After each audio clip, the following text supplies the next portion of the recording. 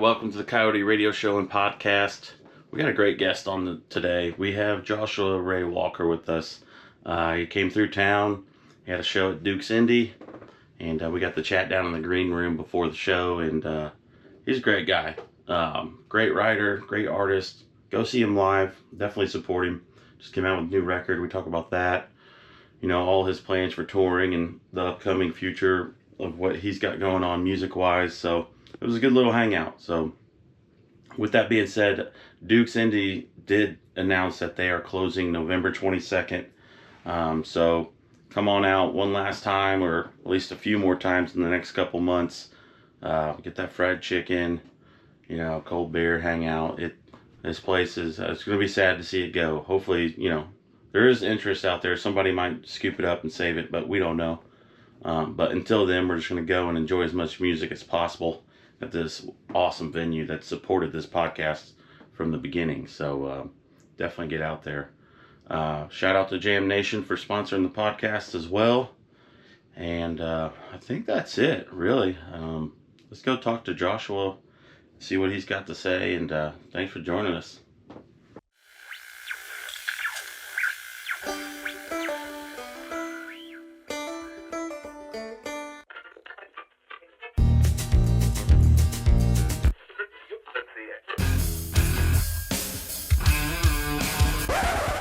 Again, it's been a minute.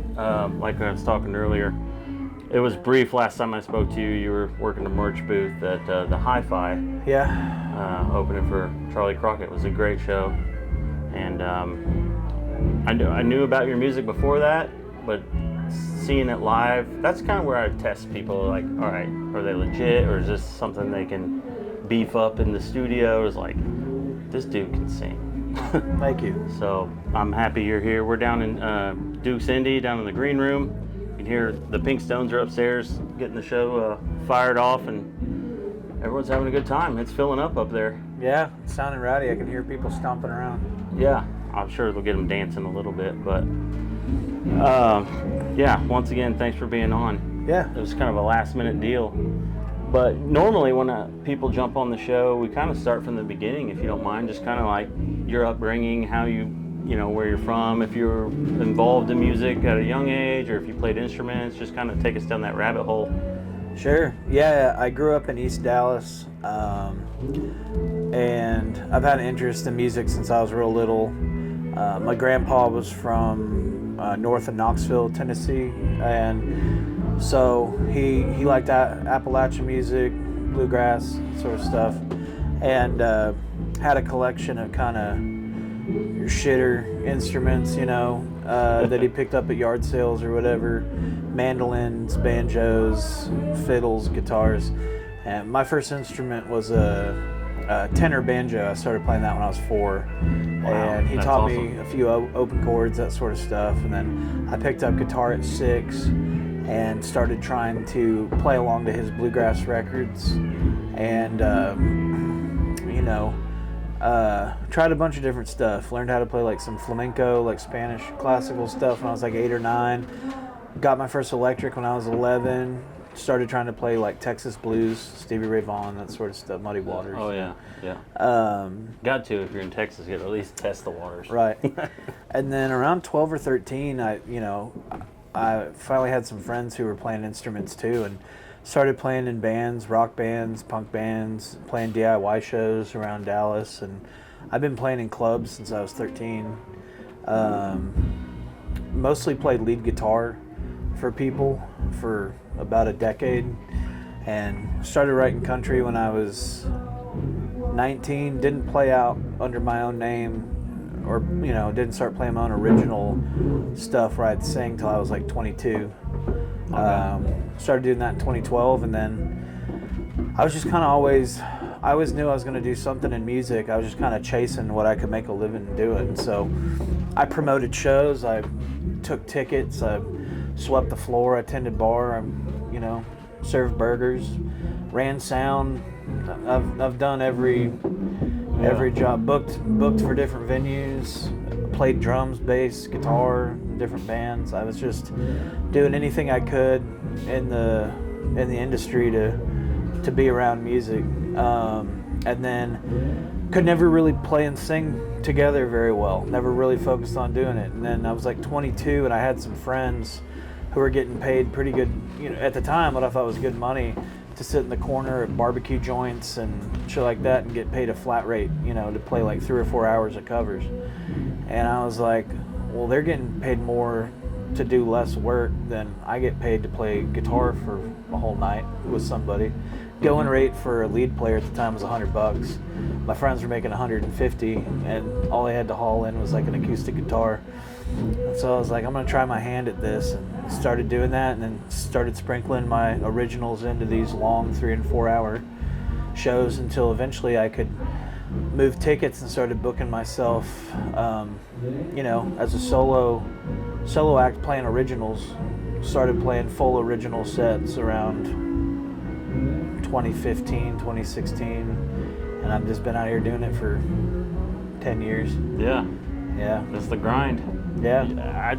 I was just telling Patrick that owns it, Dukes here, and he's in a band as well. Like, it's tough, like the industry is brutal. You hear it all the time, but now that hearing your story, just you've seen both sides of it. I don't know how some bands are making it and how venues are even making it sometimes. It's just insane. You really got to want it. You've got to love music. You got to have a drive and a passion for it to make it work. It's tougher than ever in a lot of ways. I would think at where I'm at in my career, if you had told me 10 years ago that I'm doing what I'm doing now, I would be really excited, which I am. I'm grateful for what I get to do. But I also would think that I'd be quite a bit, more financially comfortable than I am. It's tough, and the cost of touring just goes up and up. That's what I was getting ready to say. I don't think a lot of people realize like what it costs to be on a road with a full band, like hotel stays, the food, all the gas. I had to give up my touring van last year because I was going through chemo treatment, and so I'm renting a van right now, and my overhead, everything included, everyone's cut. Right. I got to make $2,500 a day on the road to break even, and 5 years ago, if I was making $2,500 a night, that was pretty good. I know I was going to go home with a profit. So yeah, it's hard, especially with an off day. One off day, and it's $2,500 just gone. Yeah. So yeah, it's tough, and I think we all, ticket sales ebb and flow, and the business changes, and people don't have as much disposable income. They're not spending as much money on entertainment, and so everybody in the business right now is seeing a downturn in ticket sales and pre-sales. Yeah. And so it's hard to go out, you're looking at a tour, and it's like, this tour is projected to lose 10 grand, 12 grand, 15 grand, whatever. And it's real hard to stare at that and decide, yeah, I'm still going to go do it and hope people show up, Yeah. Like tonight, tonight's going to be packed, which is awesome. But we didn't have that many pre-sales just 10 days ago, Right. And so like everything's last minute these days. Yeah, and so like it's real hard to plan, hard to budget, hard to book hotels ahead of time, hard to book travel ahead of time because you don't know if the money's going to come in, and then by the time you wait till last minute, it's all more expensive. So right, it's tough. But yeah, business is rough, and again, just like it's a grind. Like I've played over 280 shows in a year.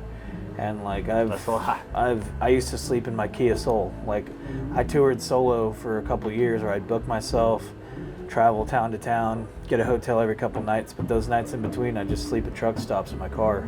Yeah. And looking back at that now, it's 10 years ago, 8 years ago, I don't know how I did it.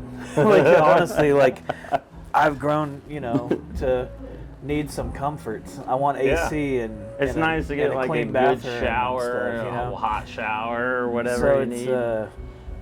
It's wild, really, looking back. I'm so glad that I did it, and that I was the type of person who could do it. At the time, I didn't even think about not doing it. It didn't even seem that hard. I kind of got a kick out of how difficult can this be? I used to book 17 nights in a row in different cities, and because it was like I had some pride in how hard I could overwork myself, and so I'm trying to change that a little bit, work smarter and not harder. Right. Yeah. Will you name drop some of the, you mentioned several different styles of music that you were coming up through the ages of and playing different instruments. Yeah.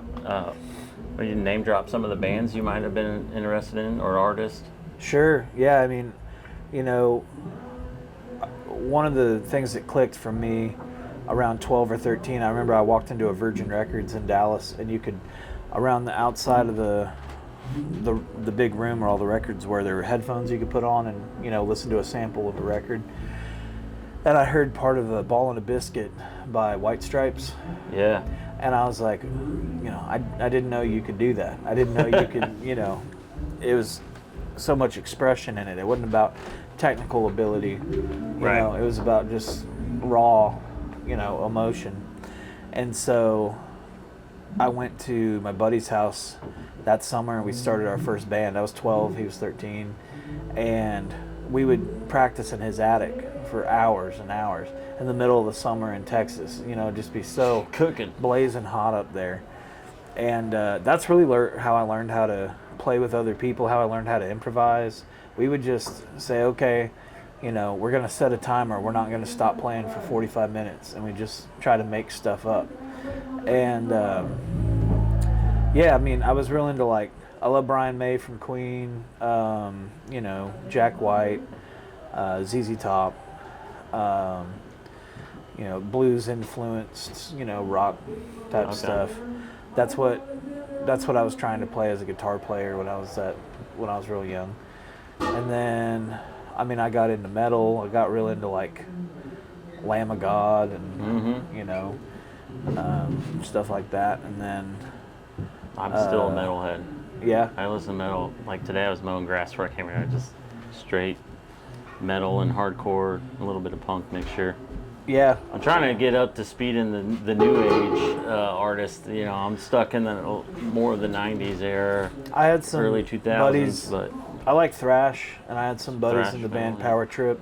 yeah. A big Power Trip fan. They're a Dallas band, and also growing up in Dallas, of course, you listen to a lot of Pantera. Oh yeah. And you know, right now I've been listening to Kubla Khan TX. Oh, I love them. It's insane. That's what I listen to when I'm trying to like get shit done around the house or whatever. Yeah, that's what I was doing. Like, if I'm like Yeah. trying to get some blood flowing and get stuff done. You know, I want some hype. For sure. So yeah, I mean, I was into that, but I like everything. I like funk, jazz. I love African funk, and like Fela Kuti and like Ali Farkatori. That's like African guitars from the '90s. And See, I don't know any of that. I'm just like I like. If you name a genre, I probably like something in it. I got a really broad. Yeah. That's all I feel like I have. music. For me personally, I feel like I have a wide range, a variety of different music, just whatever your mood is that day, sort of thing. I even get into like some EDM stuff, like that band Justice is like, they made this album called The Cross that's in my probably top 10 like favorite records ever. Really? So yeah, I mean, what I like is really just all across the board. Yeah. But as far as like what influenced what I play, those guitar players I listed, and then as a singer, it was like Dwight Yoakam and Roy Orbison were real big for me.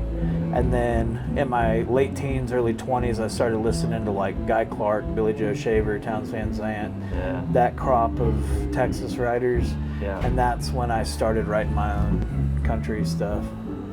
Yeah, it's funny. Now that you listen, I'm like sitting here thinking about the music that you have out, and just like I can see like subtle hints of all that. You're a really good writer. Like it paints a picture, at least for me, and I'm sure others would say, but that's hard to do. You know, you could pull out just like single lines, and it was like line after line to create this like picture of whatever it is that you may be describing or talking about. Or Thanks. and it, you know, that's hard to do, because at the end of the day, I think what it does for me in all the different genres is if I can feel some sort of emotion then it's good to me.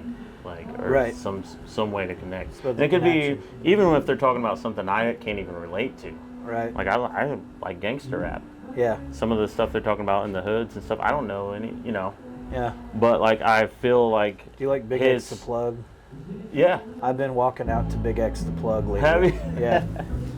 See, it's like those guys, like, when you hear their music and their lyrics, like, I don't feel like it's a fake, and it's like, this is it's raw, it's his life, that's his story, Right. It's like you can find respect in that kind of thing, Yeah, for sure. And just growing up in Dallas, I was just exposed to a lot of different types of music, especially like Tejano and like Cajunto music and stuff. Like I grew up in a predominantly Hispanic neighborhood, and so I had a lot of exposure to regional like Mexican music and Tejano music, and that you can hear that in some of my stuff too. There's a lot of accordion and some horns and stuff. So I'm not too familiar with that genre, but I have nothing against it. I would listen to it for sure. Yeah, it's good stuff. What? Talk to me a little bit about this new record. I mean, you're on the Tropicana tour, basically. Yeah. Off the last record title. Yeah, so for people who are listening that don't know, last year I was diagnosed with stage 3B colon cancer, and I went through a big abdominal surgery, a lung surgery, 6 months of chemo, some other treatment. Anyway, the whole last year was a wash. I was stuck in Dallas going through cancer treatment.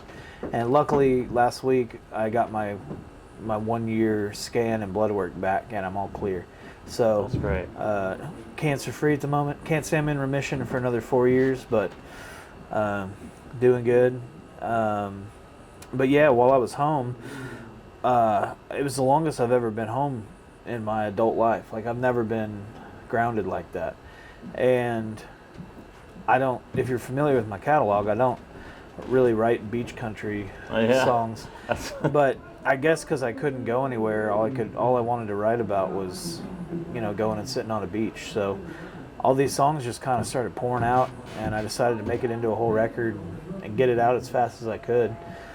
And so we did just that. It's been out for about 2 months now, and we're out here on the road, playing it for people.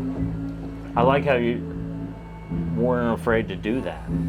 Some people are afraid to like mix it up in their catalog, and it's like, there's no rules in music, first of all. So it's like you hear flack people get from other artists or fans about an artist they like, and they kind of go off what their norm is or whatever. Right. Especially Tyler Childers, he's always getting it, this stuff. But did you hear anything like that from you, or everybody was just like, "Oh, this is cool"? Yeah, I mean, I think as an artist, like you're making stuff, but you're always kind of isolated when you're creating it. And for me, last year I was really isolated. I couldn't go anywhere. I couldn't travel, and so like I was, I was trying to just make stuff that made me happy, that I was having a good time making. And you always wish you could give some more context with a record when it comes out, so that people know why you made the record. Yeah. And it's like, I wasn't just trying to do some Jimmy Buffett knockoff. It's like, those songs served a very specific purpose for me. It was a way to escape what I was going through last year. And so this record that's all about escapism and going to the beach, has like a more serious note to it, but the songs all come off real happy and stuff, which is kind of the point. But I just hope people have a good time listening to it. And like, I got another record coming down the pipe faster than anybody knows. Like, I don't know when this is coming out, but I got a song coming out like next week. Okay. And that record's real weird. Good. So I like it. It's just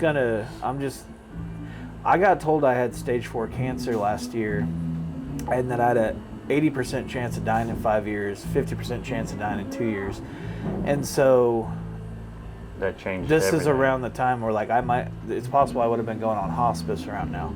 Yeah. And so I buckled down. I was like, I got to make everything I want to make right now.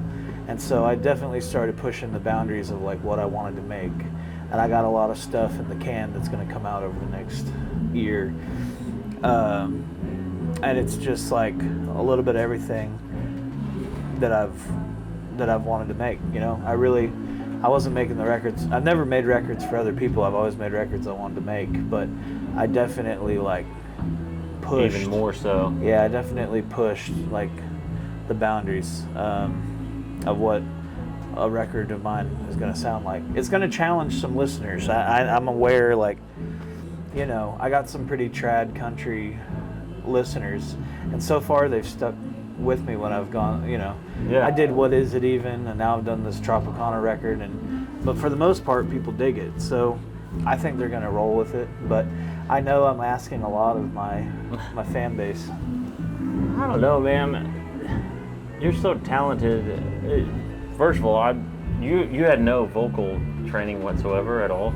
It's just natural how you, and just, you got some pipes for sure. Thank you. So like just that alone, that's gonna pull a lot of people regardless of what you're singing. They just know you can sing so well. Yeah. You know, not everyone can say that, you know, but.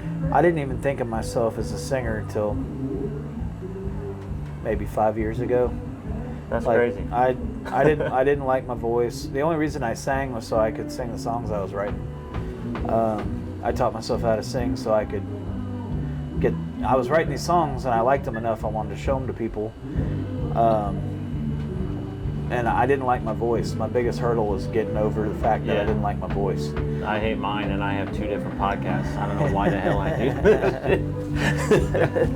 do. So yeah, it took me a long time to get comfortable with what I do, and then I just try really hard to push like the boundaries of what I think I'm capable of with every record, and I reach a little further. I try to sing a little higher, hold a note a little longer, you know, do something different. I just make sure, like, one of the best parts of making records is I can challenge myself, and I love making records. That's like my favorite part of this whole thing. Yeah. Well, I think it shows, like, what you put out and just seeing you live, and just it shows that this is what you're made to be doing. I think so. I wouldn't know what else to do. Yeah. I'd probably be driving a truck somewhere if I wasn't doing this. Yeah. I'm a taxidermist. That's what I do for a living. Cool. I work for my father-in-law, but if I wasn't doing that, I grew up around trucking with my parents, so I'd probably be trucking too. Yeah, my dad was a long-haul trucker, and I always liked the travel part of it. It seemed real interesting to me, and I think that's probably why I was so open to touring the way I did, you know? Yeah. Just hopping in a car and going. So yeah, I think I probably would have gotten my commercial license and driven a truck if I hadn't been making music. Yeah. That's great. Are you, what's next? I mean, we're here in Indianapolis now, like, so you got X amount of dates, then is everything you've talked about music already been cut and recorded? Yeah. Okay. Yeah, I got a couple things in the can. Working on a movie. Finished a movie a week ago. Like a documentary, or like what kind partially, of like a Stranger Than Fiction type thing. It's got some surreal elements, some fictional elements, but it is based on my life, and I play myself in it. There's some documentary footage kind of spliced in. Okay, cool. And yeah, man, I'm on the road the next 10 days. We're going up, you know, through the Midwest, down into Nashville, down into Georgia, over into the Carolinas. I'm playing the family reunion with Marcus King in Charleston in like a week and a half. He's great, yeah. Or a week, I guess. And then I got a lot of dates with Molly Tuttle this fall. So we're doing that and trying to getting music out, making more music, you know. Just getting back at it, getting my strength back, getting my feet under me, you know. Yeah. Well, I'm glad you're doing better, and I'm glad you're here. Me too. Thanks for being on, man. Of course. Thanks for having me. Yeah, it's good to, thank you. Hey, make sure you like, share, subscribe, do all that fun stuff. He's on all the socials, I'm sure. Yeah, it's at Joshua Ray Walker on all platforms. Okay, cool. And make sure you check out Duke's Indy, best honky tonk in the world. Happy to be here for the first time. Thanks for having me on the show. Got it, man. Thanks.